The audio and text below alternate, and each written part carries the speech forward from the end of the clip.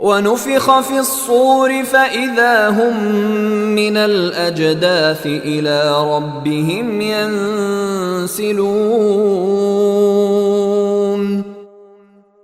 اور سور پھونکا جائے گا تو یکا یک یہ اپنی قبروں سے نکل کر اپنے پروردگار کی طرف تیزی سے روانہ ہو جائیں گے۔ قالوا يا ويلنا من بعثنا من مرقدنا هذا ما وعد الرحمن وصدق المرسلون۔ کہیں گے کہ ہائے ہماری کم بختی، ہمیں کس نے ہمارے مرقد سے اٹھا کھڑا کیا ہے؟ جواب ملے گا یہ وہی چیز ہے جس کا خدائے رحمان نے وعدہ کیا تھا اور پیغمبروں نے سچی بات کہی تھی۔ ان كانت الا صيحة واحدة فاذا هم جميع لدينا محضرون۔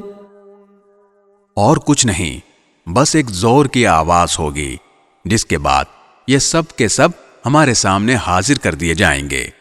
فَالْيَوْمَ لَا تُظْلَمُ نَفْسٌ شَيْئًا وَلَا تُجْزَوْنَ إِلَّا مَا كُنتُمْ تَعْمَلُونَ۔